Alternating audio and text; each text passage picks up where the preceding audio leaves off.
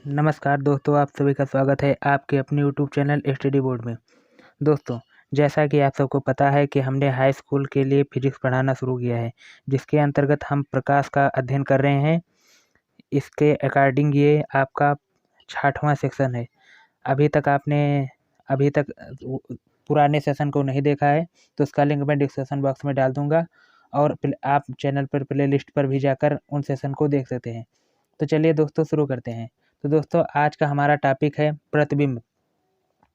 प्रतिबिंब। तो दोस्तों, प्रतिबिंब से रिलेटेड हमने 2 सेशन पहले भी डाल चुके हैं, उन्हें भी आप जाकर देख लें ताकि आपको समझने में कोई समस्या ना हो। तो दोस्तों, आज हम प्रतिबिंब के बारे में पूरा अध्ययन करेंगे। आज हम अवतल दर्पण के प्रतिबिंब, उत्तल दर्पण के प्रतिबिंब, प्रतिबिंब का आकार, प्रतिबिंब की प्रकृति, प्रतिबिंब सारे प्रकार के आज प्रतिबिंब की पूरी समस्या आपकी दूर कर देंगे। तो चलिए दोस्तों, शुरू करते हैं। तो दोस्तों, सबसे पहले हमारा आता है अवतल दर्पण से बनने वाले प्रतिबिंब। तो अवतल दर्पण से बनने वाले प्रतिबिंब के अंतर्गत 6 स्थितियां होती है और 6 प्रकार के प्रतिबिंब बनते हैं, जिसमें सबसे पहले प्रतिबिंब हम अनंत पर रखकर उसको अनंत पर रख के बनाएंगे। तो जैसा कि दोस्तों यहाँ पर आप देख सकते हैं, यहाँ पर मान लीजिए यहाँ पर कोई वस्तु है और यहाँ पर मतलब अनंत पर ऐसे डॉट डॉट करके काफ़ी दूर पर है, अनंत पर है। तो यहाँ से एक एक किरण यहाँ से वस्तु से ऐसे जाएगी और यहाँ प्रवर्तित होगी और प्रवर्तित होकर ऐसे लौट जाएगी। दोस्तों, आप सभी को पता ही होगा, कल हमने बताया था कि जब कोई भी किरण जब मुख्य फोकस के समानांतर, ये हमारा मुख्य अक्ष है, जब मुख्य अक्ष के समानांतर चलती है तो वो परावर्तन के पश्चात हमेशा फोकस से होकर गुजरती है। ये हम आपको कल बता चुके हैं। तो दोस्तों, आपको समझ में आ रहा होगा। तो अगर जब हम कभी भी अनंत पर रखकर, अगर वस्तु को अनंत पर रखकर अगर कभी भी अवतल दर्पण में चित्र बनाएंगे तो वो चित्र हमेशा आपका फोकस पर बनेगा। यहाँ पर फोकस पर आपका चित्र बन रहा है, क्योंकि आपको पता ही होगा कि दोनों वस्तु से चलने वाली दोनों किरणें जहाँ पर आपस में काटती हैं, चित्र वहीं पर बनता है। तो यहाँ पर देखिए ध्यान से, यहाँ पर इन्होंने इन रेखाओं ने काटा है तो यहाँ पर चित्र बन रहा है। और ये वस्तु अनंत पर है, यहाँ पर लिखा है अनंत पर वस्तु है और हमारा चित्र की स्थिति जो है फोकस पर होगी। और अगर हम इसकी प्रकृति की बात करें तो वह प्रतिबिंब की प्रकृति वास्तविक, उल्टा और अत्यंत छोटा होगा। जैसा कि आप इस चित्र में देख सकते हैं, यहाँ पर देखिए बिल्कुल बिंदु रूप में चित्र बना है और एकदम छोटा है और वास्तविक है और उल्टा है। आपको पता ही होगा कि जो चित्र वास्तविक होते हैं वो हमेशा उल्टे होते हैं और आभासी चित्र ही सीधे होते हैं। तो अवतल दर्पण अधिकतर हमेशा वास्तविक और उल्टा चित्र ही बनाता है। सिर्फ एक स्थिति ऐसी होती है जिसके अंतर्गत हमारा अवतल दर्पण सीधा चित्र बनाता है, आभासी और सीधा, वो अभी आगे देखेंगे। तो पहले तो हमने अनंत पर का चित्र देख लिया। तो हमारा दूसरी स्थिति आती है, यदि हम सी और अनंत के बीच में वस्तु रखेंगे। तो अनंत तो मान लीजिए यहाँ पर डॉट डॉट करके यहाँ पर कहीं है और हमारा सी जो है वो यहाँ पर है। अगर हम सी और अनंत के बीच अगर जब हम रखकर अगर चित्र बनाएंगे तो हमारा कुछ इस प्रकार से बनेगा। यहाँ पर देखिए, ये हमारी वस्तु है, ये हमारी वस्तु है और जो वस्तु से जो चढ़ने वाली प्रकाश की किरण को आप ध्यान से देखेंगे तो यहाँ से ऐसे सीधा ये जा रही है ऐसे होकर। उसके बाद में आपको हमने बताया, आप ये यहाँ पर भी प्रतिबिंब का पहला नियम काम कर रहा है कि मुख्य अक्ष के समानांतर चलने वाली किरणें परावर्तन के प्रकार फोकस से गुजरती हैं। ये हमारा फोकस है, यहाँ पर हमारा फोकस है, यहाँ से फोकस से होकर गुजरी। और जो दूसरी किरण, आपको पता होगा चित्र हमेशा 2 किरणों से मिलकर बनता है, और दूसरी किरण यहाँ से चली और ये यफ से गई। ये यहाँ पर दूसरा नियम लागू हो रहा है, इसलिए आपको पुराने सेशन को रिवाइज करना जरूरी है, क्योंकि उसी के अकॉर्डिंग सारे चित्र बनेंगे। तो यहाँ पर पहली किरण चली और पहली किरण फोकस से गुजरी और दूसरी किरण फोकस से होकर चली और यहाँ पर गुजरी। तो यहाँ पर एक बिंदु पर ये दोनों रेखाएं काट रही हैं, वो ये बिंदु है, देख लीजिए यही बिंदु है। और यहाँ पर चित्र बन गया। यहाँ पर देखिए, आपका चित्र यहाँ पर बन गया और ये चित्र भी आपको वस्तु से छोटा दिख रहा होगा। तो यहाँ पर जो इसकी प्रकृति है यहाँ पर लिख रखा है, यहाँ पर वास्तविक, उल्टा, वस्तु से छोटा बनेगा चित्र। और जो चित्र की स्थिति होगी, स्थिति फोकस और सी के बीच में होगी। आप देख रहे हैं फोकस, ये हमारा फोकस है और ये हमारा सी है। हाँ, ये हमारा सी है, इन दोनों के बीच हमारा चित्र बन रहा है। तो आपको ये स्थिति भी समझ में आ गई होगी और आपको पता ही होगा कि ये उल्टा बन रहा है। या ध्यान से देखिए, आपको अगर मैं दिखाने का प्रयास करूं तो ये देखिए, ये जो हमारा चित्र है ये सीधा है, ये जो हमारा बिंब है वो सीधा है, लेकिन प्रतिबिंब जस्ट उल्टा बन रहा है। आपको यहाँ पर ये समझ में आ गया होगा। तो चलिए दोस्तों, अगर अब अवतल दर्पण की हम तीसरी स्थिति को के बारे में अध्ययन करते हैं। तो हमारी जो तीसरी स्थिति होती है वो यदि हम वस्तु को सी पर लाकर रख दें। अगर हम उसको सी पर लाकर रख देंगे तब हमारा सी पर ही प्रतिबिंब बनेगा, सी पर ही बनेगा। ये बहुत इंपॉर्टेंट है। ये कभी-कभी डायरेक्ट इसे ऐसे ही पूछ लिया जाता है कि यदि अवतल दर्पण में वस्तु सी पर ही हो तो कहाँ पर प्रतिबिंब बनेगा? तो सी पर ही बनेगा। और ये ज़्यादा इम्पोर्टेंट इसलिए हो जाता है क्योंकि इसमें एक और महत्वपूर्ण बात है कि इसका जो प्रतिबिंब की प्रकृति होती है वो वास्तविक, उल्टा और वस्तु के बराबर होता है, बिल्कुल वस्तु के बराबर बनता है। यहाँ पर अब इस चित्र में आप देख सकते हैं, ये हमारा चित्र है। यहाँ पर ये हमारा सी है और इसी सी पर प्रतिबिंब बन रहा है और यहाँ पर देखिए, यहाँ पर ये दोनों रेखाएँ यहीं पर आकर काट रही हैं, दोनों बिंब से चलने वाली रेखाएँ जहाँ काटती हैं वहीं पर प्रतिबिंब बनता है। और यहाँ पर प्रतिबिंब बहुत ज़्यादा इम्पोर्टेंट है क्योंकि यहाँ पर वास्तविक, उल्टा और वस्तु के बराबर ही बन रहा है। आप यहाँ पर देख सकते हैं इस चित्र को ध्यान से। तो ये भी आपके समझ में आ गया होगा। तो चलिए हम अपना नेक्स्ट टॉपिक शुरू करते हैं। और यहाँ पर भी प्रतिबिंब बनाने के लिए 2 नियम, वही पुराने 2 नियम लागू हो रहे हैं। आप ध्यान से देखेंगे कि ये किरण मुख्य अक्ष के समानांतर चल रही है, मुख्य अक्ष के समानांतर ऐसे चल रही है, उसके बाद में परावर्तन के पश्चात मुख्य अक्ष से समानांतर चलने वाली किरणें हमेशा सी से होकर गुजरती हैं। तो यहाँ पर देखिए सी से होकर गुजरी है और यहाँ पर दूसरी किरण के लिए प्रतिबिंब के नियम का दूसरा नियम लागू हुआ है। यहाँ पर आप देखेंगे ध्यान से, तो यहाँ पर एफ से गुजरी किरण और एफ से गुजरने वाली किरण हमेशा परावर्तन के पश्चात मुख्य अक्ष के समानांतर हो जाती है। यहाँ पर आप देख सकते हैं और यहाँ पर आकर और प्रतिबिंब पर वो दोनों रेखाएं जहाँ पर आकर कटती हैं प्रतिबिंब वहीं पर बनता है। तो आपको ये समझ में आ गया होगा। तो चलिए हम अगला तीसरा चौथा प्रतिबिंब के बारे में अध्ययन करते हैं। यहाँ पर आप देख रहे हैं कि जैसे-जैसे वस्तु को पास लाया जा रहा है, वस्तु का आकार बढ़ता जा रहा है। पहले बहुत छोटा था, फिर थोड़ा बड़ा हुआ, अब उससे बड़ा हुआ, अब यहाँ पर जो है वस्तु से बड़ा दिखेगा। अभी तक वस्तु के बराबर था, अब वस्तु से बड़ा दिखेगा। तो चौथी स्थिति हमारी ये है कि यदि हमारी वस्तु सी और एफ के बीच में हो, तो यदि हमारी स्थिति सी और एफ के बीच में होगी, यहाँ पर देख लीजिए, आपको हम ध्यान से दिखा देते हैं। ये हमारा सी है, यहाँ पर हमारा एफ है और हमारे जो वस्तु है ये यहाँ पर रखी हुई है, यहाँ पर देख सकते हैं आप। तो यहाँ पर जब हमारी वस्तु यहाँ पर रखी है, तो इसका मतलब सी और एफ के बीच में है। तो इसमें जो हमारा प्रतिबिंब की स्थिति होगी, वो सी और अनंत के बीच में होगी, यहाँ पर लिखा है। तो हमारी स्थिति जो होगी सी तथा अनंत के मध्य में होगी और हमारा जो चित्र की प्रकृति होगी वो वास्तविक, वस्तु से उल्टा और उससे बड़ा होगा। यहाँ पर देख सकते हैं आप साफ-साफ, हमेशा सीधा, मतलब कि जो हमारी वस्तु की आकृति है वस्तु से बड़ी है। हमारी वस्तु की आकृति सिर्फ़ इतनी है, जबकि हमारे प्रतिबिंब की आकृति इतनी बड़ी है। आप यहाँ इसमें साफ-साफ अंदाज़ा लगा सकते हैं और इसमें भी वही 2 नियम फ़ॉलो हुए हैं चित्र बनाने के। यहाँ पर देखिए आप, जो हमारी मुख्य अक्ष के समानांतर किरण चली और परावर्तन के पश्चात फ़ोकस से होकर गुजरी और दूसरी किरण हमारी फ़ोकस से होकर गई और परावर्तन के पश्चात मुख्य अक्ष के समानांतर हो गई। यहाँ पर आकर ये दोनों किरण कटी और यहाँ पर हमारा चित्र बनकर तैयार हो गया। तो आपको ये अच्छे समझ में आ गया होगा। तो आप समझ सकते हैं कि वो इससे पहले वाली वीडियो कितनी इम्पोर्टेंट है। अगर उसका अध्ययन आपने कर लिया तो उस चित्र बनाने में आपको कभी भी, प्रतिबिंब बनाने में कभी भी आपको दिक्कत नहीं होगी। तो चलिए दोस्तों, हम वस्तु की 6वीं स्थिति देखते हैं। तो 6वीं स्थिति ये है कि यदि हमारी वस्तु एफ पर हो, तो यदि हमारी वस्तु यहाँ पर देख सकते हैं आप साफ-साफ, ये हमारा एफ है। तो यदि हमारी स्थिति एफ पर होगी तो हमारा जो चित्र बनेगा वो अनंत पर बनेगा और वास्तविक बनेगा, उल्टा बनेगा और वस्तु से बहुत बड़ा बनेगा और अनंत पर बनेगा। इसका इसीलिए यहाँ पर प्रतिबिंब आपको नहीं दिख रहा होगा क्योंकि ये अनंत पर बनेगा। अनंत का हम अंदाज़ा नहीं लगा सकते, इसलिए यहाँ पर इसका चित्र नहीं है। इसे भी आप समझ गए होंगे। तो चलिए हम वस्तु की अब चलिए हम 6वीं स्थिति देखते हैं। तो हमारी 6वीं स्थिति ये है कि वस्तु को अगर हम थोड़ा और आगे कर दें और वस्तु को हम ले जाकर एफ और पी के बीच रख दें, एफ से भी आगे बढ़ाकर रख दें तो क्या होगा?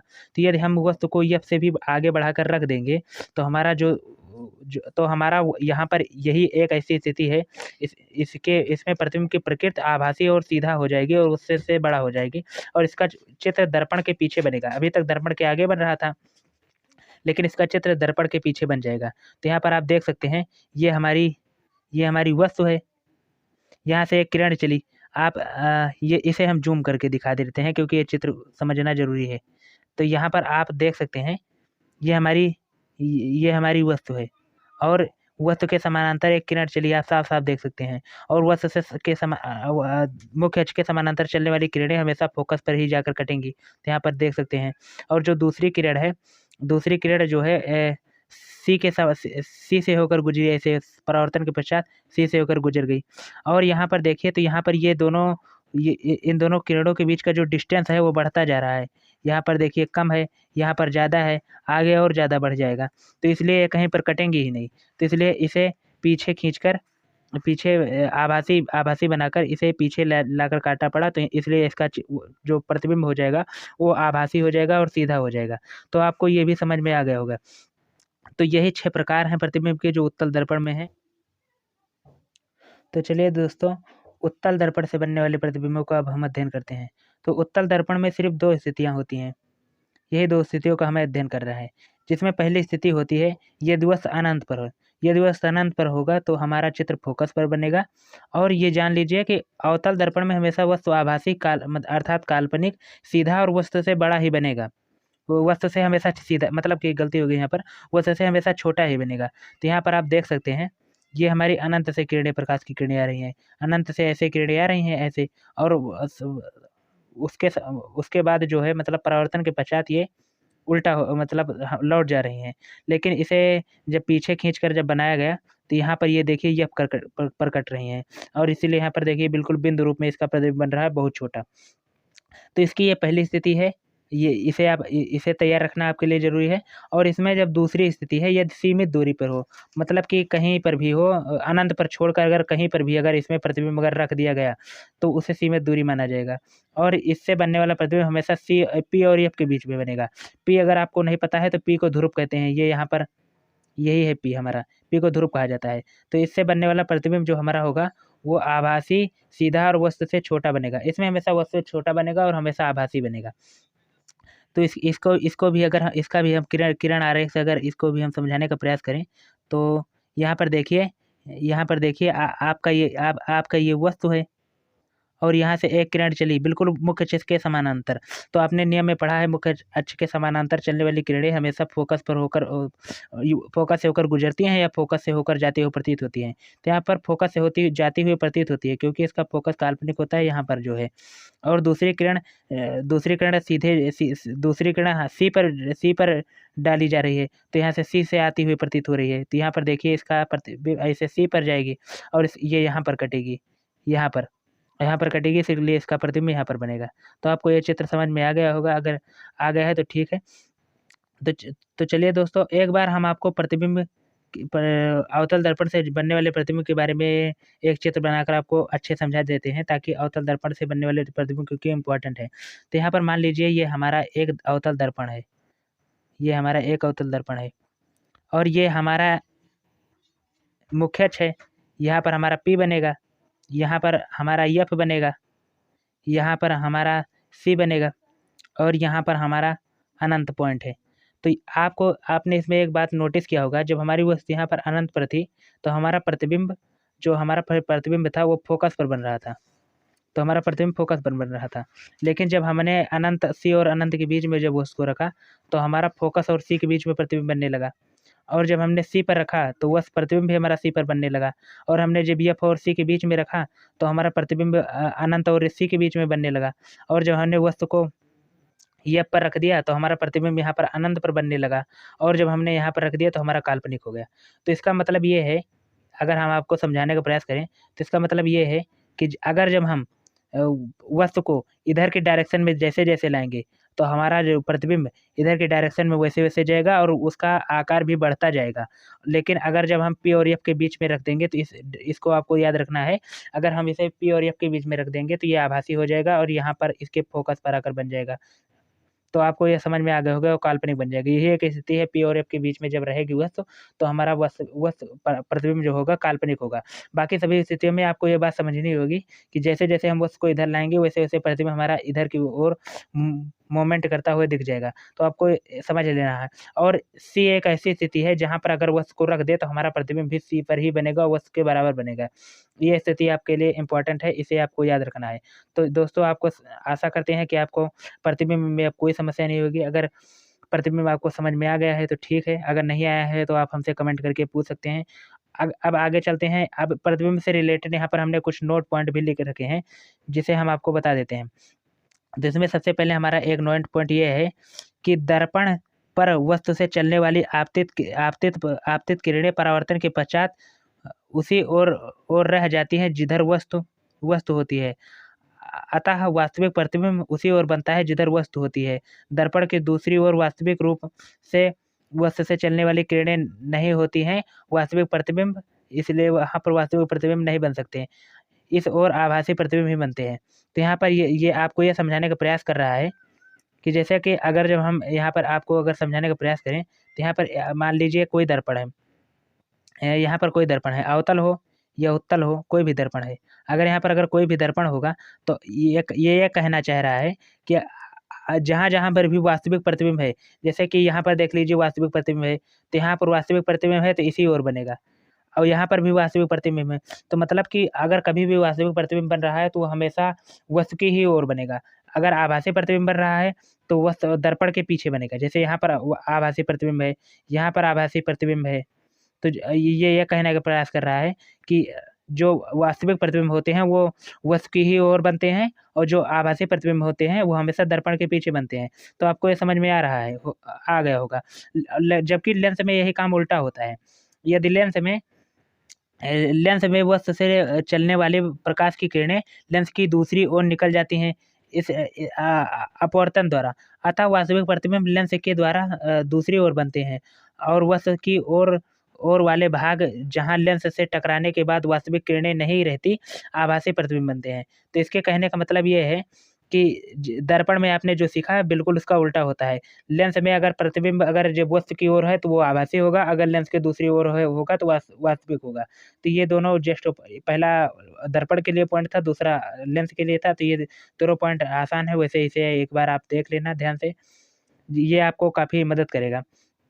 और यहाँ पर एक महत्वपूर्ण पॉइंट है, इस पॉइंट को हम आपको पहले भी बता चुके हैं। तो यहाँ पर हमारा महत्वपूर्ण पॉइंट ये है कि वास्तविक प्रतिबिंब सदैव उल्टे होंगे। ये हम आपको पहले भी बता चुके हैं कि जो हमारा वास्तविक प्रतिबिंब होगा, वास्तविक प्रतिबिंब हमेशा उल्टा होता है, और जबकि आभासी प्रतिबिंब हमेशा सीधा बनता है, इरेक्ट बनता है। ये बात हम आपको पहले भी बता चुके हैं, और इस बात को आपको याद रखना जरूरी है। हमेशा जो वास्तविक प्रतिबिंब होगा वो हमेशा उल्टा रहेगा, और वास्तविक प्रतिबिंब हमेशा उल्टा रहेगा और आभासी प्रतिबिंब हमेशा सीधा बनेगा। तो आपको ये समझ लेना है। और इसके बाद में हमारा एक और चौथा नोट पॉइंट है, अवतल दर्पण में जैसे जैसे वस्तु को अनंत से दर्पण की ओर लाते हैं प्रतिबिंब फोकस से दूर हो जाता है, अतः उसकी लंबाई भी बढ़ती जाती है। तो यहाँ पर ये पॉइंट हम आपको अभी समझा कर आ रहे हैं कि अगर हम अनंत से धीरे धीरे अगर वस्तु को पास लाते हैं तो हमारा जो प्रतिबिंब होगा वो फोकस से दूर जाएगा, और उसकी लंबाई भी बढ़ती जाएगी। सबसे पहले देखा था आपने सबसे छोटा था, उसके बाद में जब सी पे आया तो वस्तु के बराबर हो गया, और जैसे उसके पीछे गया तो वैसे वैसे वस्तु से बड़ा होता चला गया। तो आपको ये समझ में आ गया होगा। तो दोस्तों इसके बाद में हम पांचवा हमारा नेक्स्ट पॉइंट है, इसके बारे में हम अध्ययन करते हैं। तो इसमें लिखा है, जब वस्तु अवतल दर्पण के वक्रता केंद्र पर होती है, जब वस्तु अवतल दर्पण के वक्रता केंद्र पर होती है तो प्रतिबिंब उसी स्थान पर बनता है। आपने देखा है जब वस्तु वक्रता केंद्र पर थी तो हमारा प्रतिबिंब भी वस्तु वक्रता केंद्र पर ही बना था, और उसकी लंबाई भी उसी के बराबर होगी। ये हम पहले बता चुके हैं, आपको ये समझ में भी आ गया होगा। अतः अवतल दर्पण में वस्तु तथा उसके द्वारा बने वास्तविक प्रतिबिंब की न्यूनतम दूरी शून्य होगी। मतलब कि जब उसी पर बन गया तो उसमें दूरी क्या होगी, दूरी तो शून्य ही होनी है, ये तो आपको पता ही है। तो चलिए दोस्तों, इसके बाद में हमारा लास्ट इसमें नोट पॉइंट है, इसके अकॉर्डिंग इसके बाद में हम निर्देशांक चिन्ह पर पार्टी को समझेंगे, जो वो भी आपके लिए इम्पोर्टेंट है। तो चलिए हम 6वें नेक्स्ट पॉइंट को देख लेते हैं। तो 6वें पॉइंट में हमारा लिखा है कि उत्तल दर्पण कभी भी वास्तविक प्रतिबिंब नहीं बना था। उत्तल दर्पण में दो ही स्थिति थी, एक अनंत पर और दूसरी सी और कहीं पर भी, मतलब कि अनंत को छोड़कर कहीं भी। तो वहाँ पर दोनों पर भी आभासी प्रतिबिंब ही बन रहे थे, ये कभी भी वास्तविक प्रतिबिंब नहीं बना सकता। इसमें से सदैव प्रतिबिंब जो बनेगा आभासी सदैव वस्तु से छोटा ही बनेगा। तो ये आपको हम पहले भी बता चुके हैं, तो इसमें कोई खास बात नहीं है। तो चलिए दोस्तों, आज का हमारा बहुत ज़्यादा इंपॉर्टेंट पॉइंट है अगला, निर्देशांक ज्यामिति, निर्देशांक चिन्ह पर पाटी। तो चलिए दोस्तों, इसको हम शुरू करते हैं। यहाँ पर लिखा है दूरी नापने के लिए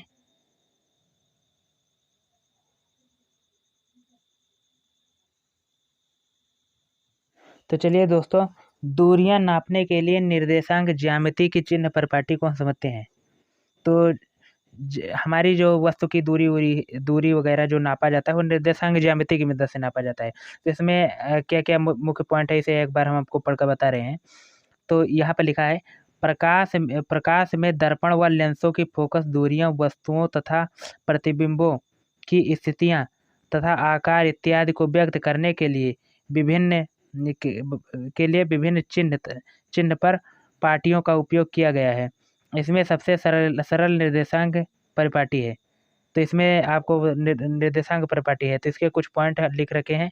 तो चलिए इन पॉइंटों का हम अध्ययन करते हैं बारी बारी से।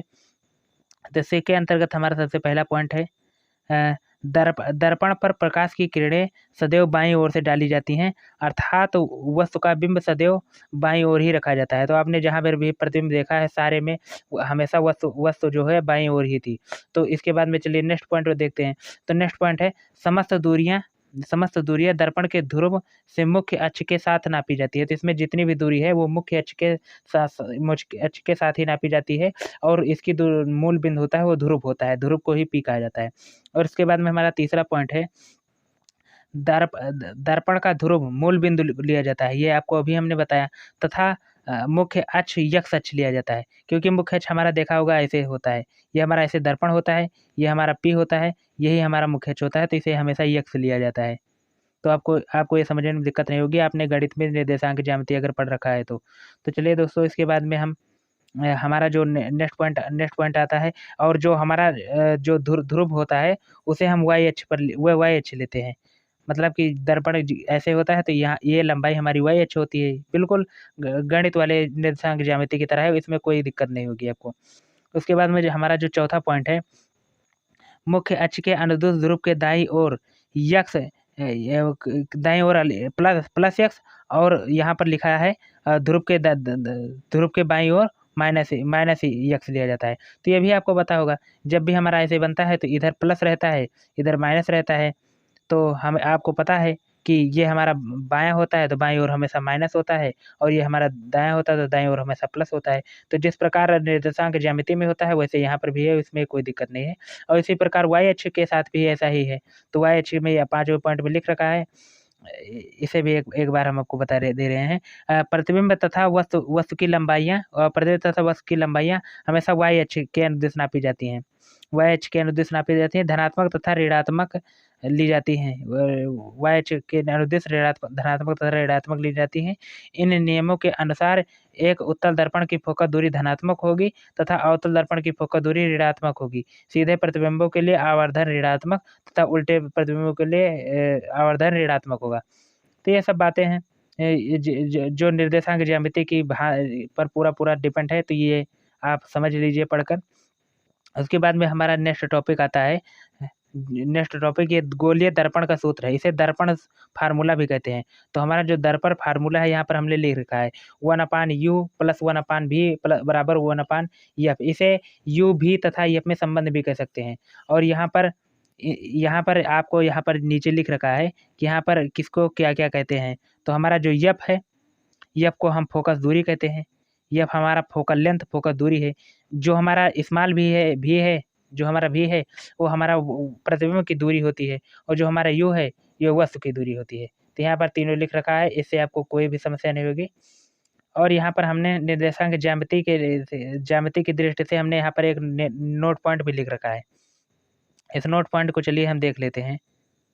तो यहाँ पर हमने लिख रखा है कि जो दर्पण फार्मूला है 1/f बराबर 1/v + 1/u। दोनों दर्पणों तथा दोनों प्रकार के प्रतिबिंब वास्तविक तथा आभासी दोनों के लिए वैलिड है, मतलब दोनों के लिए वैध है।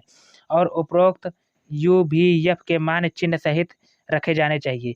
मतलब कि आपको हमेशा इसमें चिन्ह सहित सारे सूत्रों में जो भी दूरी होगी वो हमेशा चिन्ह के साथ ही रखनी होगी। तो इसमें चिन्ह के साथ रखनी होगी, और इसके जो चिन्ह है वो निम्न प्रकार से हैं। तो यहाँ पर जो इसके कैसे किसे धनात्मक रखा है, किसे ऋणात्मक रखना है, ये सब अवतल दर्पण में क्या कैसे है, उत्तल दर्पण में कैसे है, ये आपको सभी बातें यहाँ पर लिखी हैं। तो सबसे पहली बात आती है फोकस को कैसे रखेंगे। तो अवतल दर्पण का अगर फोकस रखना है तो उसे ऋणात्मक रखेंगे, अगर अवतल दर्पण का रखना है तो धनात्मक रखेंगे, अगर वस्तु की दूरी रखना है तो वस्तु की दूरी दोनों के लिए ऋणात्मक होगी, क्योंकि वस्तु हमेशा हमेशा आप देखें हैं बाईं ओर ही रखी जाती है, चाहे अवतल दर्पण हो या उत्तल दर्पण, तो इसमें ऋणात्मक हमेशा रखा जाएगा। और हमारी जो वस्तु की जो प्रतिबिंब की दूरी होगी, जो प्रतिबिंब की, अगर वो वास्तविक है तो ऋणात्मक होगी, और वास्तविक अवतल में बनता ही नहीं, तो इसलिए लिखा है कि यहाँ बनता ही नहीं है। और आभासी अगर प्रतिबिंब है तो इसमें धनात्मक, दोनों में धनात्मक होगी, क्योंकि वास्तविक प्रतिबिंब हमेशा दर्पण के पीछे बनता है, जो कि धनात्मक की स्थिति होती है। तो अगर आपको इस सूत्र का कभी भी प्रयोग करना है तो इसी के हिसाब से आपको रखना होगा। और आप ज्यामिति को भी दिमाग में अगर रख लिए तो आपको ये समझने में कभी गलती नहीं होगी। तो चिन्ह प्रपाटी थी जो आपके समझ में आ गई होगी। इसके बाद में हमारा नेक्स्ट टॉपिक आता है जो बहुत ज़्यादा इंपॉर्टेंट है, रेखीय आवर्धन, लाइनर मैग्निफिकेशन। तो इसे इसे भी आप हम पढ़ लेते हैं, इसे भी हम कंप्लीट कर लेते हैं आज के लेक्चर में। तो हमारा जो आवर्धन है, प्रतिबिंब की लंबाई, प्रतिबिंब की लंबाई तथा वस्तु की लंबाई के अनुपात को रेखीय आवर्धन कहते हैं।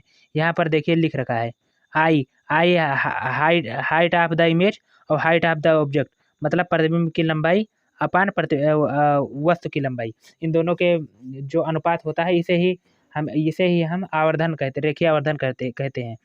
जबकि दोनों लंबाइयाँ मुख्य अक्ष के लंबवत नापी जाती हैं, चूंकि मुख्य अक्ष के ऊपर दूरियां दूरियां धनात्मक तथा नीचे दूरियां ऋणात्मक ली जाती हैं। अतः सीधे प्रतिबिंब के लिए आवर्धन धनात्मक तथा उल्टे प्रतिबिंब के लिए आवर्धन ऋणात्मक होगा। ये तो आपको पता ही होगा कि उल्टे प्रतिबिंब के लिए आवर्धन धनात्मक होता है, उल्टे प्रतिबिंबों के लिए ऋणात्मक होता है, और सीधे प्रतिबिंबों के लिए हमारा आवर्धन धनात्मक होता है। तो ये हमारा आवर्धन का सूत्र है, इसे आप पढ़ लीजिए, ये इम्पॉर्टेंट है। इस पर आपको न्यूमेरिकल भी देखने के लिए मिलेंगे। मैं यहाँ पर दो सूत्र, यहाँ पर इसका एक और सूत्र होता है माइनस भी अपान माइनस यू, माइनस भी अपान माइनस यू। और यहाँ पर दो सूत्र और एक्स्ट्रा लिखे हैं जो इंटर में है, इसे आप याद रख सकते हैं, कभी कभी आप यूज कर सकते हैं। बाकी ये इंटर का टॉपिक है, इसलिए इसका निगमन वगैरह हम यहाँ पर नहीं बताएंगे। उसके बाद में अगर हम यहाँ पर दर्पण को पहचानने के लिए यहाँ पर दो प्रकार की विधियाँ पर लिखा गया है, इसे हम वैसे आपको बता दे रहे हैं। पहली स्थिति है कि हम आसपास करके पता लगा सकते हैं। अगर गहरा तल अगर परावर्तक तल है, अगर गहरा तल परावर्तक तल है तो अवतल होगा, अगर उभरा तल परावर्तक है तो उत्तल होगा। तो आसपास करके एक प्रतिबिंब को दर्पण को पहचान सकते हैं। और दूसरा तरीका हमारे पास जो होता है, तो दूसरा तरीके में हमें प्रतिबिंब देखकर हम समझते हैं। तो प्रतिबिंब यदि किसी वस्तु को दर्पण के सामने विभिन्न दूरियों पर रखा जाए और प्रतिबिंब सदैव वस्तु के बराबर बने तो दर्पण समतल होगा। तो आपको पता ही होगा, हमेशा वस्तु के बराबर जब बनता है तो इसका मतलब वस्तु वो हमारा समतल दर्पण होता है। और यदि वस्तु को दर्पण के समीप लाने पर प्रतिबिंब सीधा सीधा व वस्तु से बड़ा बनने लगे और दूर रखने पर उल्टा व वस्तु से बड़ा या छोटा बनने लगे तो वो अवतल दर्पण होगा, क्योंकि वो अवतल दर्पण के ही गुण है। और यदि प्रतिबिंब किसी भी स्थिति में सीधा ना बने, किसी भी स्थिति में उल्टा ना बने और हमेशा वस्तु से छोटा हो, तो ये सारी स्थितियाँ उत्तल दर्पण की हैं। तो ये प्रतिबिंब देखकर हम पहचान सकते हैं। तो ये 3 प्रकार हैं, और ये इस चित्र को आपको पहले भी दिखा चुके हैं। इससे आप घर पर देख सकते हैं। आपको जो चिम्मच होता है, वो चिम्मच का जो गहरा तल होता है वो हमारा हमेशा अवतल दर्पण की तरह बिहेव करता है, और जो हमारा उभरा तल होता है वो उत्तल दर्पण की तरह होता है। तो इसमें देखिए उत्तल दर्पण में प्रतिबिंब सीधा बन रहा है, और जबकि अवतल दर्पण में प्रतिबिंब उल्टा बनता है। तो दोस्तों बस आज का सेशन हमारा बस यहीं तक था। नेक्स्ट सेशन हमारा कल आ जाएगा, आप उसे देख लेना। तो दोस्तों अगर आपने अभी तक हमारे पुराने वीडियो नहीं देखे तो उसे जाकर आप हमारे प्लेलिस्ट में जाकर देख सकते हैं। इस वीडियो को भी मैं अपने प्लेलिस्ट में डाल दूंगा, प्लेलिस्ट का लिंक आपको डिस्क्रिप्शन बॉक्स में मिल जाएगा। और दोस्तों अगर आपको हमारा ये सेशन अच्छा लगा हो, नॉलेजेबल लगा हो, तो आप इस सेशन को लाइक कर सकते हैं। और अगर आपको हमारी वीडियो पसंद आई है तो हमें फॉलो कर लीजिए, सब्सक्राइब कर लीजिए हमें। और दोस्तों अगर आपको ये जो हमारे पीछे पीडीएफ है, अगर आपको ये पीडीएफ चाहिए तो आपको टेलीग्राम चैनल पर मिल जाएगी, और टेलीग्राम चैनल का लिंक मैं अपने डिस्क्रिप्शन बॉक्स में डाल दूंगा। वहां से जाकर आप टेलीग्राम से ज्वाइन हो जाना, वहां पर मैं आपको ये पीडीएफ दे दूंगा। तो नमस्कार दोस्तों, धन्यवाद। हंसते रहिए, मुस्कुराते रहिए और सीखते रहिए। धन्यवाद।